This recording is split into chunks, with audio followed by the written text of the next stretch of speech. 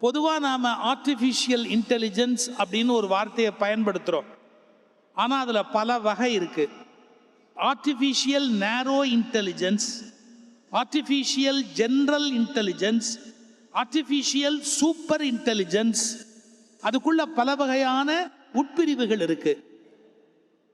இதில் ஃபீட் பண்ண விஷயம் எலாபரேட் ஆகி வெளியில் வர்றது ஒரு பகுதி. பல பேர் ஃபீட் பண்ணதை வச்சு அதை கம்ப்யூட் பண்ணி அதுலேருந்து பிறக்கிற புதிய சிந்தனைகள் அது ஒரு பகுதி. இப்படி நூற்றுக்கணக்காக நம்ம கைமீறி போயிட்ட ஒரு விஷயம் ஆர்டிஃபிஷியல் இன்டெலிஜென்ஸ். முதல்ல அதை புரிஞ்சுக்கணும், நம்ம கை மீறி போயிட்ட விஷயம். ஏன்னா அது ஒருத்தருடைய படைப்பு அல்ல, பல கோடி பேருடைய நுட்பமான அறிவை உள்ள போட்ட ஒன்று. அது தான் இன்னும் பல வகையில் ஆராய்ச்சி பண்ணி மிக பிரம்மாண்டமான ஒரு அறிவா வளர்ந்துருச்சு.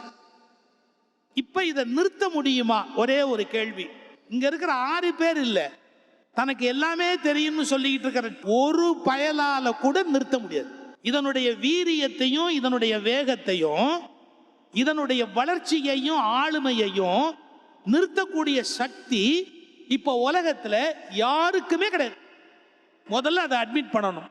நம்மளை விட அது பவர்ஃபுல். இப்போ சார் நாமளே ஒரு சிங்கம் வளர்த்துருப்போம், ஒரு எல்லைக்கு மேல அது பாஞ்சா நம்ம தாங்க முடியுமா? நாம வளர்த்தது தான், ஆனா அது கைமீறி வளர்ந்துருச்சு அப்படின்னா அது ஒரு மேல ஒரு பாய் பாஞ்சா நம்மளால தாங்க முடியுமா? முடியாது. அதே மாதிரி செயற்கை நுண்ணறிவு மனிதர்களால் உருவாக்கப்பட்டு மனிதர்களால் காப்பாற்றப்பட்டு இப்போது மனிதர்களை கைமீறி போய்விட்ட ஒரு மிகப்பெரிய சக்தி. அதை முதல்ல புரிஞ்சுக்கணும். இப்ப ரெண்டாவதா நம்முடைய தலைப்புன்னு ஒண்ணு பார்க்கிறோம். தொழிலாளர்களுக்கு அது வரமா சாபமா? நல்லா கவனிக்கணும். அது நன்மையா தீமையா, அதுல கெட்டது இருக்கா கெட்டது இல்லையா, தவறானதெல்லாம் இருக்கா, இதெல்லாம் இருக்கு.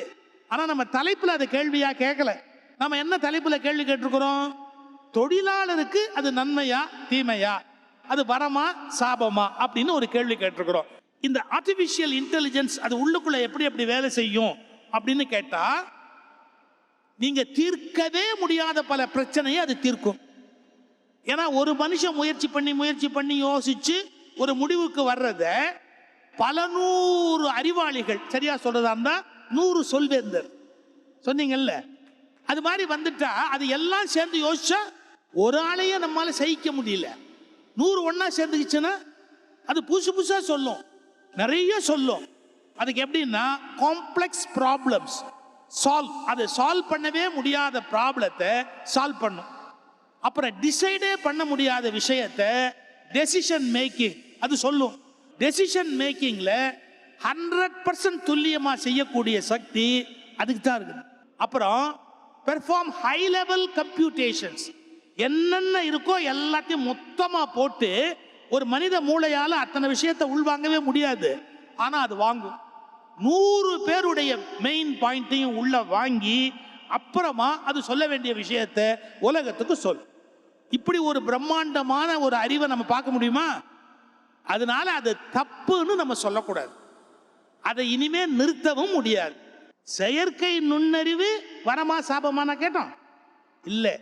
தொழிலாளருக்குன்னு ஒரு வார்த்தை போட்டோம். ஏன்? ஒண்ணுமே இல்லாத தொழிலாளருக்கு ஒண்ணுமே நம்ம வச்சிருக்கிறோம் இல்ல, அதனால தொழிலாளருக்குன்னு தலைப்பை கொடுத்தோம். தொழிலாளர்னு சொல்ற போது ஒரு உண்மையை நீங்க புரிஞ்சுக்கணும்.